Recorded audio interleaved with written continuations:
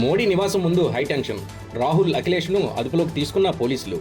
Parliament మార్చ్లో పాల్గొన్న విద్యార్థులపై నిన్న జరిగిన లాఠీచార్జ్, బాష్పవాయువు ప్రయోగాలకు నిరసనగా ఇవాళ విపక్ష నేత రాహుల్ గాంధీ, సమాజ్వాదీ పార్టీ అధినేత అఖిలేష్ యాదవ్తో పాటు పలు విపక్ష పార్టీల నాయకులు ప్రధాని నరేంద్ర మోడీ నివాసం ఎదుట ధర్నాకు దిగారు.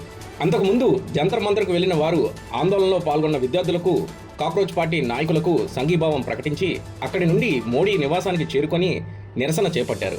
దీంతో ఆ ప్రాంతంలో తీవ్ర ఉద్రిక్తత పరిస్థితులు నెలకొన్నాయి. ఉదయం పార్లమెంటు సమావేశాలు ప్రారంభమైన వెంటనే నిన్నటి ఘటనపై చర్చ జరపాలని, హోంమంత్రి ప్రకటన చేయాలని విపక్షాలు డిమాండ్ చేశాయి. అయితే ప్రభుత్వం స్పందించకపోవడంతో ఉభయ సభల్లో ఆందోళనలు దిగాయి. దీంతో సభలు పలుమార్లు వాయిదా పడ్డాయి కూడా. అనంతరం జంతర్ మంతర్కు చేరుకున్న రాహుల్ గాంధీ, ప్రియాంక గాంధీ, అఖిలేష్ యాదవ్, అరవింద్ కేజ్రీవాల్, మమతా బెనర్జీ తదితర నేతలు, విద్యార్థులు కాక్రోచ్ పార్టీ నాయకులను పరామర్శించి వారికి మద్దతు తెలిపారు. ఆ తర్వాత కాంగ్రెస్ నేతలతో కలిసి రాహుల్ గాంధీ ప్రధాని నివాసానికి బయలుదేరారు. మోడీ నివాసం ఎదుట ధర్నా కొనసాగుతుండటంతో కేంద్ర ప్రభుత్వం తరపున మంత్రి జితేంద్ర సింగ్ రాహుల్ గాంధీతో చర్చలు జరిపారు. ఈ సందర్భంగా రాహుల్ 5 డిమాండ్లను కేంద్రం ముందు ఉంచారు.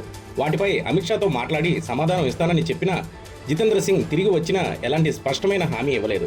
దీంతో రాత్రంతా ధర్నా కొనసాగిస్తామని రాహుల్ ప్రకటించారు. అనంతరం పోలీసులు రాహుల్ గాంధీ, అఖిలేష్ యాదవ్, ప్రియాంక గాంధీతో పాటు పలువురు విపక్ష నేతలను అదుపులోకి తీసుకొని పోలీసు వాహనాల్లో తరలించారు. ఈ క్రమంలో అక్కడ తీవ్ర ఉద్రిక్త పరిస్థితులు నెలకొన్నాయి. పోలీసులు తీసుకెళ్లకుండా రాహుల్ గాంధీ కొద్దిసేపు నేలపై కూర్చొని నిరసన వ్యక్తం చేయగా చివరకు ఆయనతో పాటు ఇతర నేతలను బలవంతంగా వ్యాన్లోకి ఎక్కించి తరలించారు.